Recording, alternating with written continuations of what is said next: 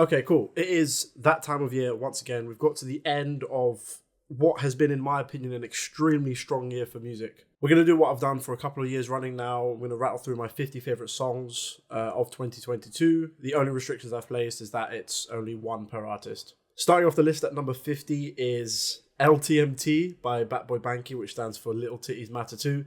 And 49 is Distractions 3 Spoiled Rotten by Kilo Kish. 48 is the title track from Lupe Fiasco's latest album, Drill Music in Zion.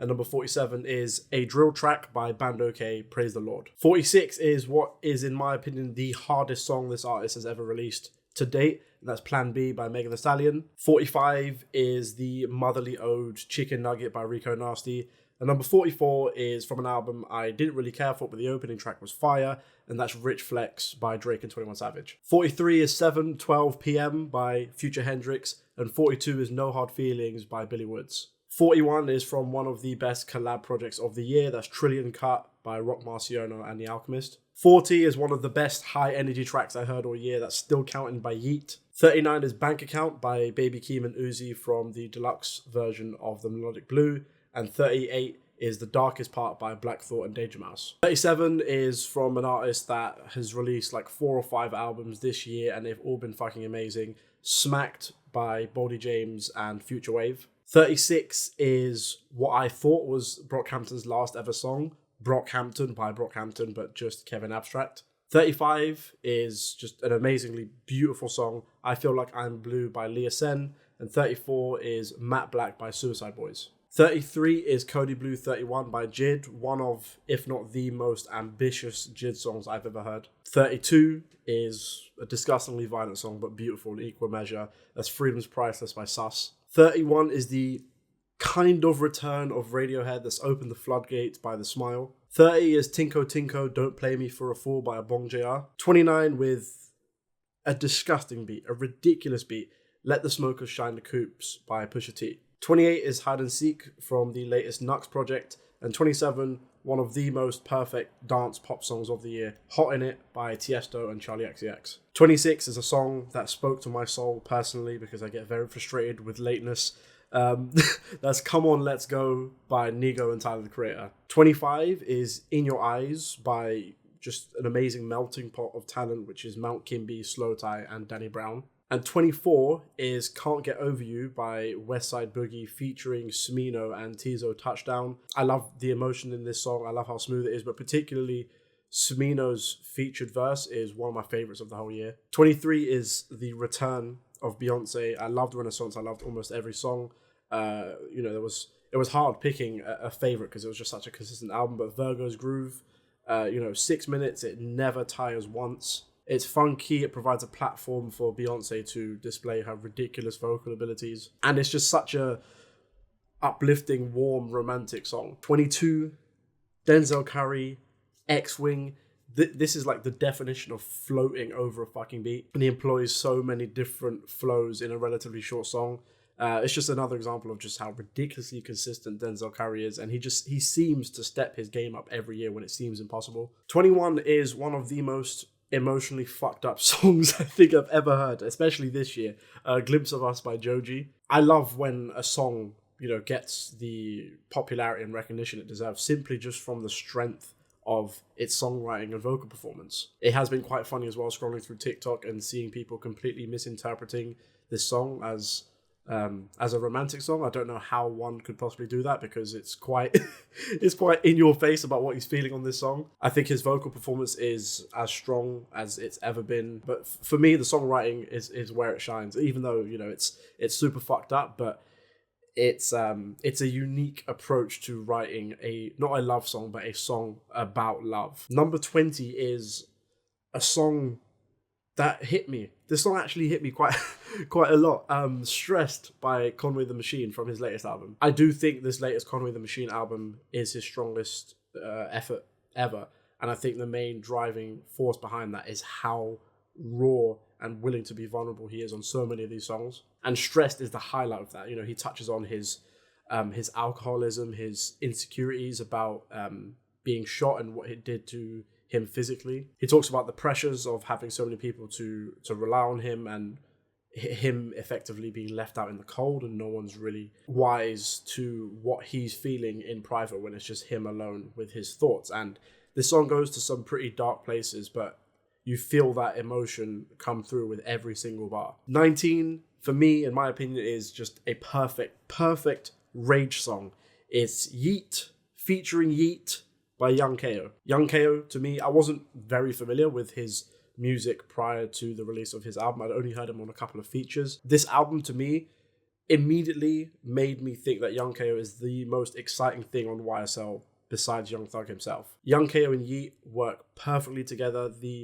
I don't know how they do it, but it's a fucking talent, and that's what it is. And don't let anyone else tell you otherwise. But the way they manipulate and contort their voices to sound effectively otherworldly, I think it's amazing. Number 18 is Bine by Horrid One and Savo from their tape Violent Siblings, featuring Digga D. I don't know how much of it is true or not, and I don't really care. I'd like to think that a lot of this violence is exaggerated, because if it's true, then I will have to question my morals as to, can I actually listen to this music?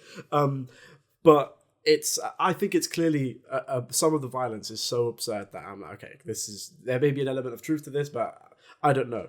But it's like, it's literally like listening to a horror film. It's like listening to a horror film, and regardless of what you think of the content of the music, they do an amazing job at drawing you into this gritty, violent world. 17 is a song I didn't even know existed until a week ago, and now I've ordered this guy's signed vinyl and merch, and I'm all in. It's New Hues by Jeshi. This album is just amazingly consistent. New Hues is one of the more somber, down-tempo tracks, and I love, particularly in this song, where he's able to take these seemingly mundane things and spin them into a genuinely emotional song, similarly to what someone like Mike Skinner would do 20 years ago with The Streets. Like, the hook is about O2 cutting off his phone contract and not being able to hit up his girl. But the context of that bar, surrounded by the amazing songwriting, makes it an emotional bar. The song's smoky, it's dark, it's down-tempo, it's jazzy as well, with a really prominent piano sample. 16 is a song that dropped very recently. That's Blind by SZA from her latest album. It's bare bones. I don't know if this is true, but it feels like Billie Eilish inspired as well. Particularly on the hook. It's muted, it's down tempo, it's subtle, and it's kind of eerie as well. But her vocal performance on the hook is fucking amazing. It's one of my favorite vocal performances of the year. And the half sung, half rapped verses, some of the songwriting in there, I think it's I think quite a beautiful mix of being really hilarious and also very self-aware and self-critical. The line where she says, like, my past can't escape me, my pussy precedes me. I love that. I love that so much. 15, one of my favorite bad bitch songs of 2022, Slut by Shy Girl. The manifesto for an amazingly vibrant, sex-positive dance / club / hip-hop album. What I love about this song is what it straddles so many sounds and emotions at the same time. Like, when she's rapping, when she's in full rap mode, it's super dark, grimy, and aggressive. And when she gets to the hook, it's really catchy. I had it stuck in my head as soon as I heard it for the first time. This song is just driven by sheer power and confidence and desire. And, at the end of the day, music is about communicating emotions. It doesn't matter what those emotions are. And she fucking nails it. 14 is Hold You Up by Casey. This song, in all honesty, it's in here for reasons that are not that deep. It's the definition of a vibe, but it's executed fucking perfectly. I wasn't too big on the album that this song came from, but it's the, when people talk about, the nighttime drive songs or sit back and lay at the stars, this is that song. It's smooth as shit. Casey's voice is super unique and distinctive. I know he did that EP with Gustaffelstein, I think that's how you pronounce his name, a few months ago, and he kind of dipped his toe into this sound as well. I hope he continues with it because I think it's amazing. 13 is Oh My Love by FKA Twigs. This song makes me very happy, and I think it's because it's a marker of a significant change in FKA Twigs' career, I guess, because I don't know what her next sound will be. But, previously she's known for her very conceptual, artsy music, which I love. I love basically everything Twigs has done. And with this new mixtape, and particularly this song, it feels like she's got this childlike wonder. And speaking of, the childlike wonder that I mentioned, this song and hook in particular reminds me of, songs you'd sing in the playground as a child. I think one of my favorite lines on this song is where she says, you want to waste a day, I want to spend the night. And, those two bars, for me, encapsulates the entire ethos and point of the song. Number 12 is a song I cannot get enough of. It only released very recently. Every time I hear it, I love it more and more.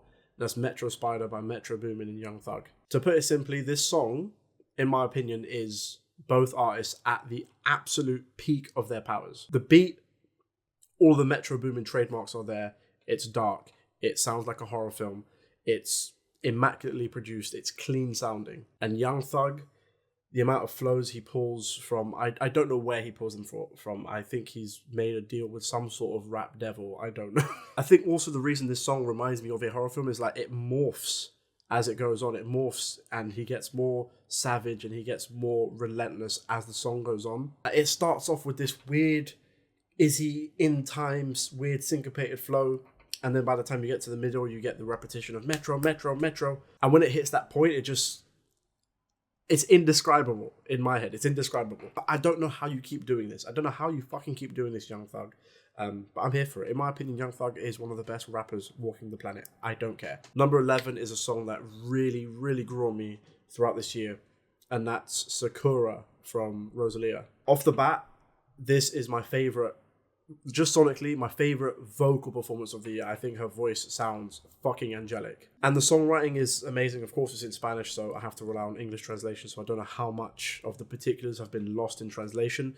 But the message she's communicating is one that is tragically beautiful. This whole metaphor about being this flower that's currently in bloom, but having the self-awareness to know that it's not going to last forever is a really, really bittersweet moment to end the album on. And I don't think you could have ended this album in any other way. I think the point where this really clicked for me is she'd made an inspirations playlist for this album, and one of the songs on there was Pinocchio Story by He Who Shall Not Be Named. But that song is extremely similar to Sakura, even in the performative aspects, where it's seemingly a live recording of an artist expressing their anxieties about performing and about being an artist and what their legacy will be as their fans literally scream at them, seemingly like they don't care. But the sheer power in her voice and the emotion that it brings is, I don't know, it's very hard to describe, but yeah, I love this song more and more every time I hear it. Into the top 10, kicking it off, bit different from Sakura, Turn It Up by Cochise. I hadn't heard any of this guy's music before the start of the year. I'd only heard his name floating around because I listened to a lot of Playboi Carti, and I'd heard things about, this guy's a Playboi Carti clone, blah, blah, blah. I was like, okay, whatever. My boy put me on this album, and oh my days. The stranglehold that this song has had on me throughout the year is fucking unhealthy. I guess I kind of understand why people would say, oh, it's a Playboi Carti wannabe, blah, blah, blah. Because on the surface, it sounds, I guess, vaguely similar. But once you listen to it more than once, it's like, this sounds very little like Playboi Carti. Cochise has an extremely distinctive voice. The song is just so fun. It's cartoony, it's wacky, it's zany, and it has like a really, really amazing kind of beat switch in the middle as well. And his flow, oh my, first of all, the hook, how he starts the song, he says turn it up like a million times in a row, and it morphs into almost gibberish by the time the beat drops. I think it's fucking beautiful. I love this song. It's just so fun. It's so fun. I've been annoying a lot of people with this song, but I don't care. Number 9. Is this cheating? No, because I said one per artist, and, it's Boldy James. Boldy James has dropped so many fucking projects this year, but this is listed as a Nicholas Craven leading project, so I'm going to count it. Nicholas Craven and Boldy James with Power Nap. All I have to do to make you understand how amazing this song is just to read you a couple of bars. I don't have to qualify it with anything else. He opens the song up by saying, extendo full of sleeping pills, it's similar to Seroquel. Stick look like a sway bag, got big AR with the Ferris wheel. Wake your whole hood up, let that Drake sing you a lullaby. Man of few words, I know you heard I'm short, cut and dry. God appointed me the shepherd, top of the mountain peak. If I die before I wake, now lay me down to sleep. Left that nigga sound asleep, they marked him off for a tardy. 6 sleeping bags on the grass, it's a slumber party. The last one I'll say, which I think might be the best one. This guy, I don't know where he comes up with this shit. This guy said, it ain't no thing to let him hang. Hate to rub it in. Niggas play with blocks and that's on gang. We gon' tuck him in. Pocket dialed his grandma, left a voicemail message. Giving niggas eternal sleep. Make sure they're well rested. Boldy James is the modern day Shakespeare. Power Nap is the prime example of why, in my opinion, Boldy James is one of the best rappers in the world right now. Number 8 is a song, once again, from an artist that I didn't know existed before this year.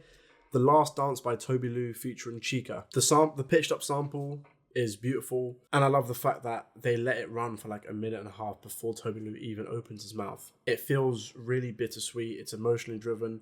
It's funny as well. Some of the bars are really funny. It has a sense of humor. It could be one of those songs that would be cheesy and overly sweet in the hands of someone less skilled, but it never gets to that territory. Number 7 is How Do I Make You Love Me by The Weeknd. I love Dawn FM. How Do I Make You Love Me is an evolution of the toxic lyrics of The Weeknd, in my opinion. And I think it is an example, like if you compare the way this song's written to songs from even like 5 years ago, I think his songwriting is, because his voice has never been questioned. The Weeknd's always had an amazing voice, but his songwriting now I think has matched his voice. And to be honest, I'm just loving The Weeknd's full-on loving embrace of the weird, dark, eerie 80s synth sound.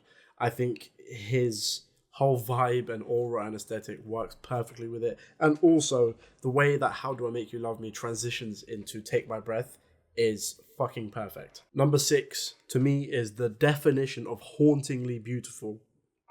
That's Lancaster Court by Jockstrap. I didn't know how eclectic Jockstrap's sound were, but Lancaster Court is one of the more stripped back and dark songs from their album. First of all, her voice is fucking amazing. Her voice is beautiful, but the way she writes about what seems to be a song about toxic relationships and vanity and insecurity and all of these things, it feels like a Greek tragedy, like just the amount of weight and pathos she puts into these words. And the production is super interesting as well. It's stripped back, but there's these weird sound effects. Like there's horses galloping, and there's there's some goofy ass sounds in there. It doesn't take away from how amazing this song is. The lyrics in here that are quite sad and are wrapped up in a whole load of societal expectations on women. The one that stands out to me is where she says, I try to avoid my own gaze, but when I catch that pervert, I can't look away. Another line that stood out to me is where she sings, I grab the pen, but the mirror lures me back in again. For me, it's one of those lines that it says so much in the simplest and most beautiful possible way. Number five is my boy. The return of my boy, Kendrick Lamar. It could have been any song. It almost could have been any song from this fucking album. But it's Savior. It's Savior. The reason I feel Savior has to be... I love all these songs, by the way, but the reason Savior has to be in here because it feels like the best way to sum up what this album is about.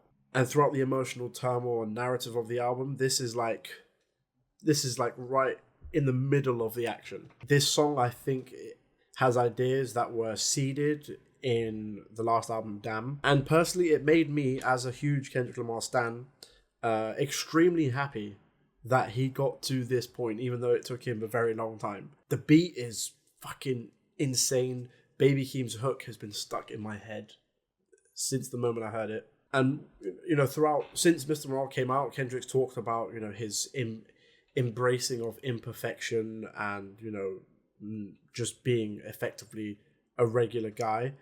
And this is the perfect example of, I think, what he's trying to communicate. Number 4, the concept alone to this song is so simple, but it's so perfectly executed.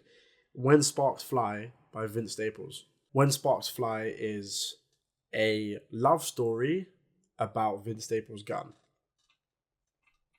On paper, sounds mad. This is one of the best love songs of the year. Like, genuinely, without any speck of me being ironic or anything like that, this is genuinely one of the best love songs of the year. And what's extra special as well is that the beautiful sample feeds into the narrative of the song as well, where the guy singing talks about, you know, how he keeps stalling, and the various gun metaphors that can be used as double entendres for a relationship with a significant other is amazing. This guy says, "I don't want to use protection with you, but the glove will keep you safe if you ever get loose." He's a genius. He's a fucking genius. I think this is the best Vince Staples song ever. Like, genuinely. The concept is unique.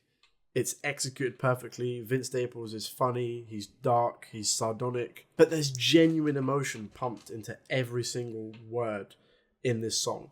And even if it was... This is the thing. I love this song so much. Even if it wasn't... Even if it didn't have that double meaning about, you know, being about his gun. If it was just about a relationship... It would be an amazingly, emotionally driven song about, you know, a tumultuous relationship. The fact that it's also this crazy conceptual thing on top of that just pushes it to the next level. Number 3 is Beachin' by Piri and Tommy, a song I've seen live twice this year. I cannot tell you how addicted to this song I am. It's the definition of sweet. It's light, it's airy, it's breezy, it's summery, as you would imagine a song called Beachin' would sound like. And again, the reasoning behind this song being this high on this list is not that deep. It doesn't always have to be that deep. The song is just so fun. It's so sweet. It's super catchy. Piri says, "I've got him bussin', he's making some mayo." One of my favorite lyrics of 2022. Production is on point. Piri's vocals are on point. It's not that deep of a song, and that's fine. It's just fun, it's summery, it's endlessly replayable, it's catchy, and it just makes me feel good. The runner-up is Holden by Black Country New Road. Every song on this album, to me, is almost perfect, and it's just the way Isaac Wood communicates specific emotions with his words on this song is unlike anything I've ever heard. He opens up the song by saying, "Ignore the hole I've dug again. It's only for the evening. I never wanted you to see that much of me." That says so much. It's just like an emotional punch straight to the gut. And it's multi-layered as well because, you know, obviously Isaac Wood left the band just before Ants From Up There dropped due to mental health concerns. So it's kind of, this song is like, you know, it feels like him being ashamed but also regretful of the amount of vulnerability he was expressing to, I guess, his bandmates or a relationship or both at the same time. The song starts out just like simmering, like you're boiling a pot of hot water or something, and it just explodes into this amazing moment of catharsis. And the lyrics are almost surreal, where he talks about, you know, this being, because he doesn't name it, rupturing every bone in his body, and he formed a ring around your house to stop you leaving. What's really sad and what gets me about this song as well is in one of the verses where he describes like, you know, no one knew me this well, and I let this person into my life, and the words he uses is that you ruptured every bone in my body. But he says you turned your perfect hands to me and you ruptured every bone in my body. And it's such a strange mix of emotions, but it's so human, where you recognize this damage that's been done to you, and it's not necessarily because of that person or that thing, but it's your, I guess, idolizing of that thing, and how much weight and responsibility you've placed on them to maintain your emotional stability. And when that breaks, it feels like the world has ended. And the way he communicates these emotions are so raw and so human. Like you literally hear his voice like warbling and cracking throughout the song, and it's really, really fucking emotional. But also because it has that multi-layered thing, and it has that subtext of, you know, his relationship with the band and his relationship with being in the public eye and being famous.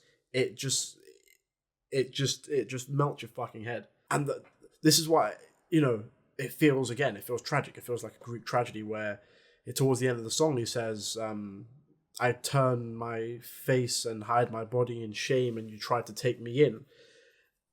And that feels like it feels prophetic, because him leaving the band when he did, I don't know if he would describe that